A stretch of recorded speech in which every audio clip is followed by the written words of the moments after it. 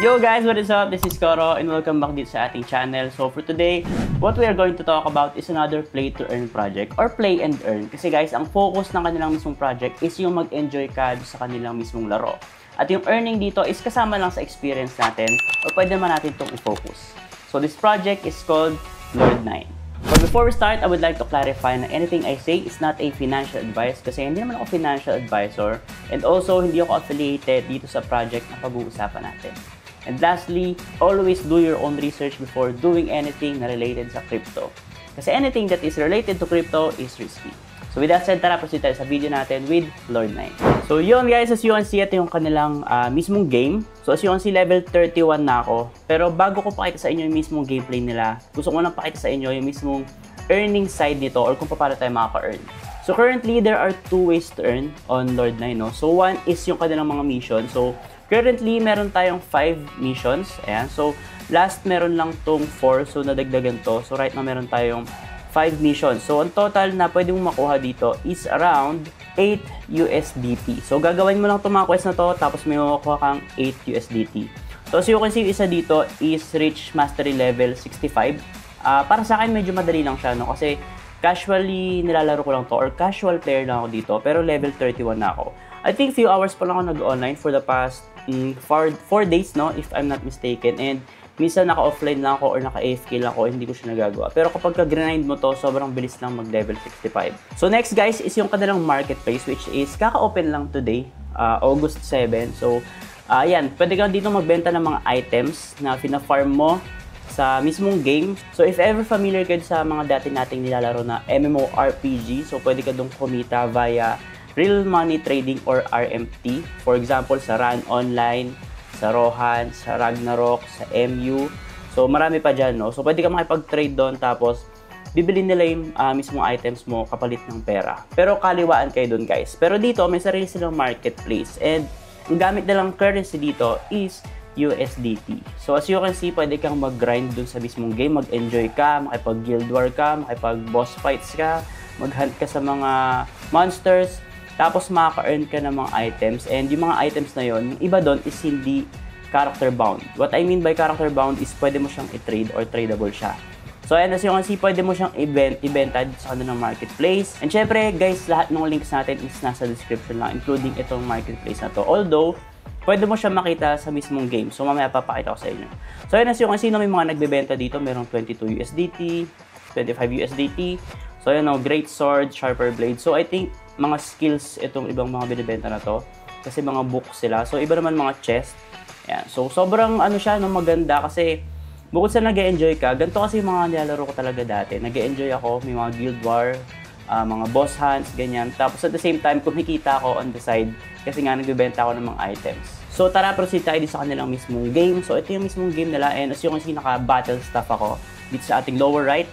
So, naka-battle staff yung mismong item ko or yung mismong main weapon ko. Pero pwede ka magpalit dyan, guys. As you can see, meron akong dalawang set of weapons. Pero yung isa ko is hindi ko pinapa-level. So, isa ko is pang long range, which is bow. So, ang meaning nito, guys, is hindi siya naka-class lock. So, pwede ka magpalit-palit ng class dito anytime. So, kahit ano pang ginagawa mo, pwede ka magpalit-palit ng weapons. So, sa weapons natin, doon naka-attach yung ating mismong level. So as you have noticed, no, kapag naka-bow ako, naka-level 1 lang yung aking level dito sa lower left natin. Pero kapag nag-battle staff ako, ayan, so you can see, bumabalik siya sa level 31. Kasi ito yung mismong ginagamit ko. Ayan, so meron din sila mga enhancement. So pwede natin click to. Tapos pwede mong makikita yung mga pwede mong gawin. No? Pwede mong enhance, pwede mong i-refine, pwede mong dismantle or i-remove or unequip. So sa enhancement naman, guys, may iba't ibang chances tayo kapag ka nag-enhance. So, for common, napansin ko kapag ka plus 8 na siya, or papuntang plus 8, 50% chance na lang siya. Kapag ka naman uncommon, which is yung gamit ko right now, medyo mas mababa yung plus 6 pa lang pwede na siyang mag 50%, or plus 5 pa lang ata. So, and then guys, when it comes to skills, just press letter K, or meron din tayong menu dito.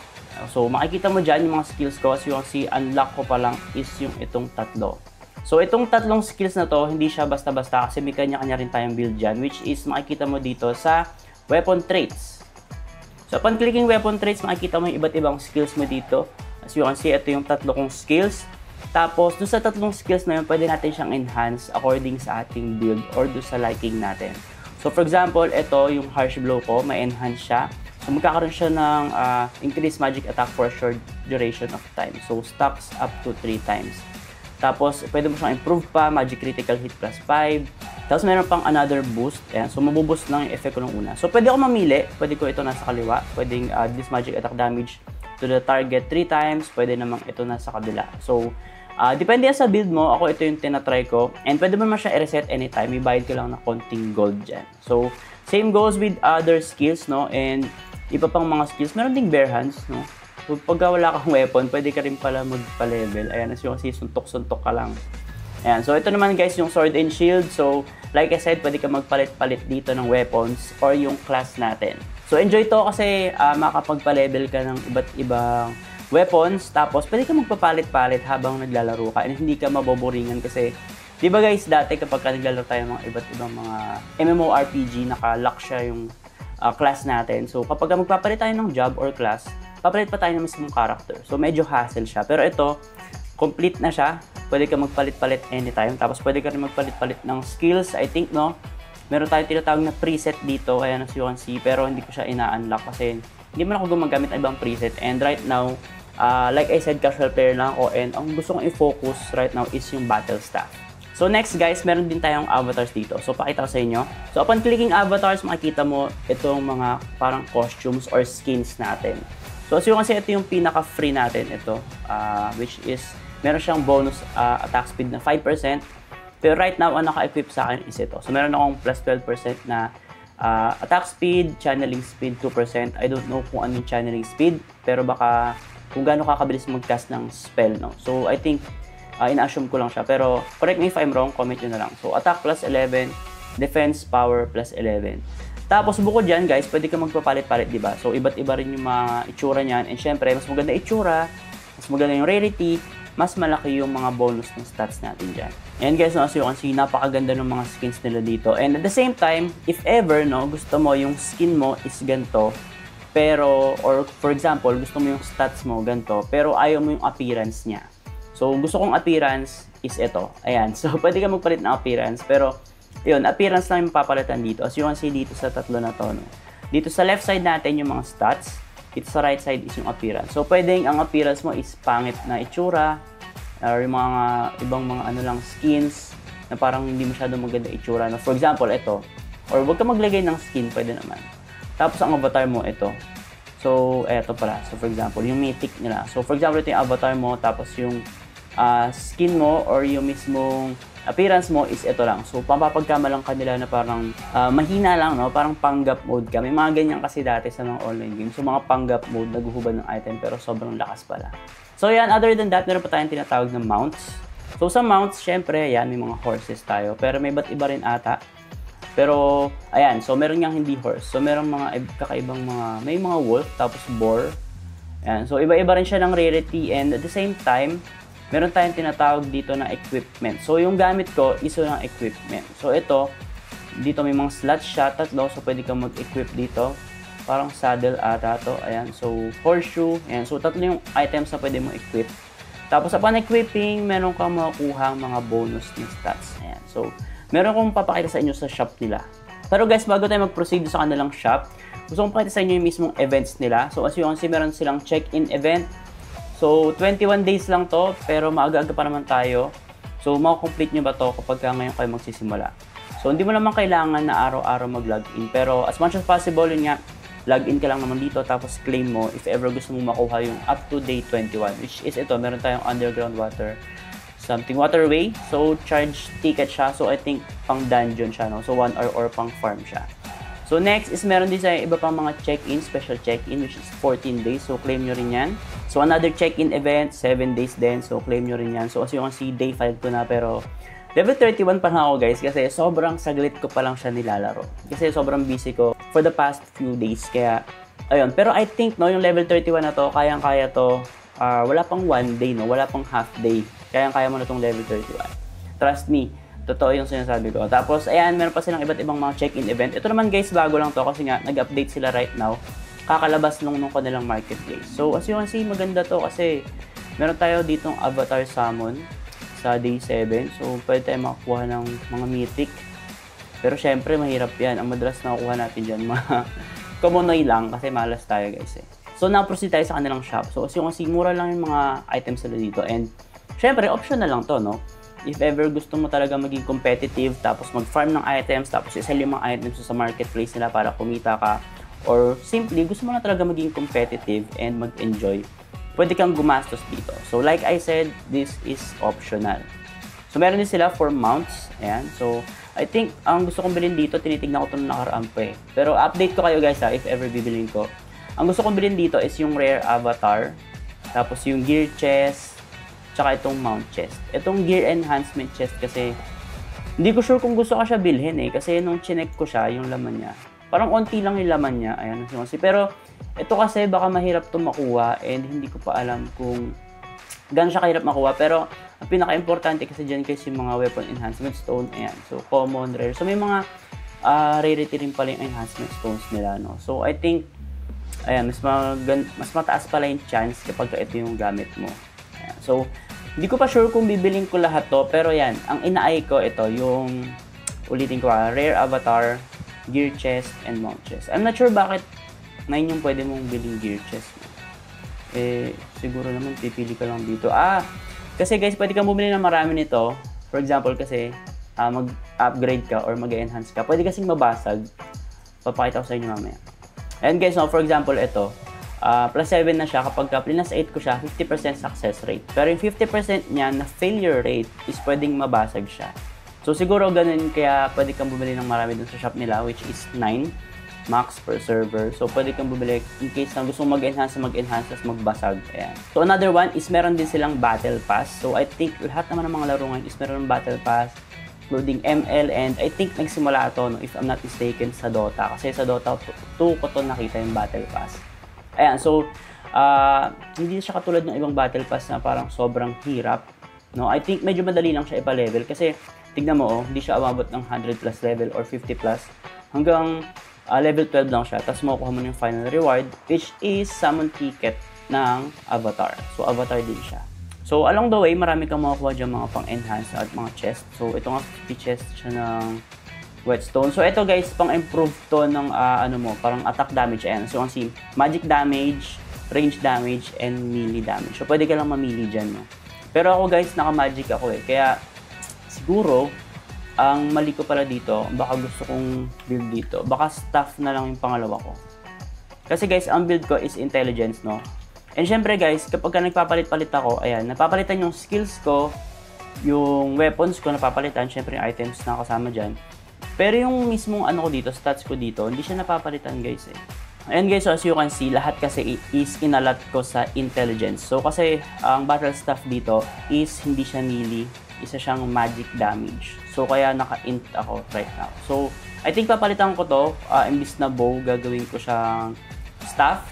So magdo-dual build ako. So magbabattle staff ako and at the same time yung staff na normal or yung parang dito, hanapin natin.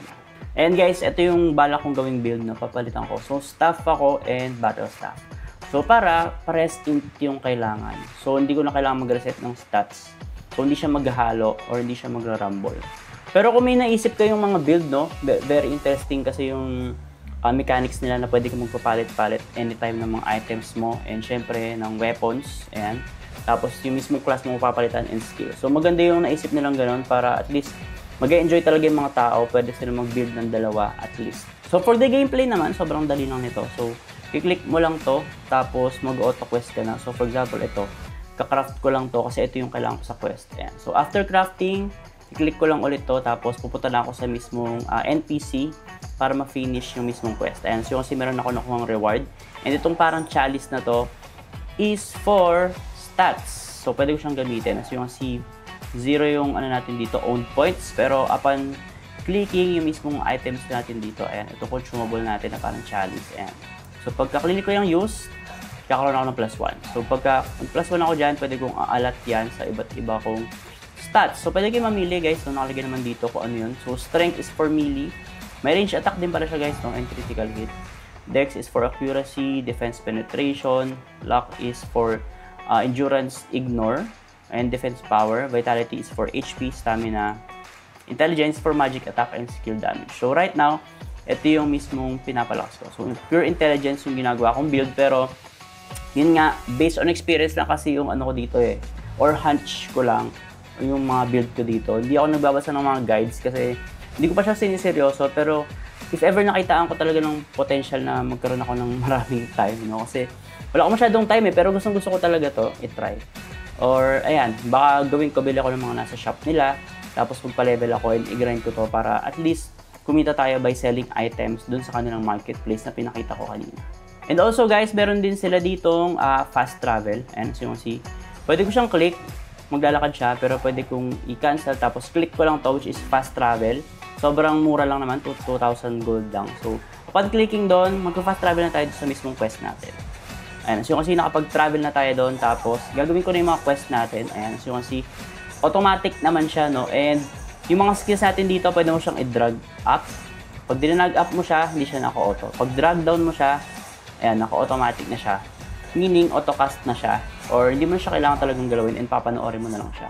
So, maganda to para sa mga busy na tao, no? And kiklik-click mo lang siya. Although, ayaw to ng ibang tao kasi gusto nila yung mga grindy talaga ng mga laro. Katulad ng mga dati, hardcore grind ka talaga, bawal kang tumayo sa upuan ng harap ng PC mo, no, para makapag-grind.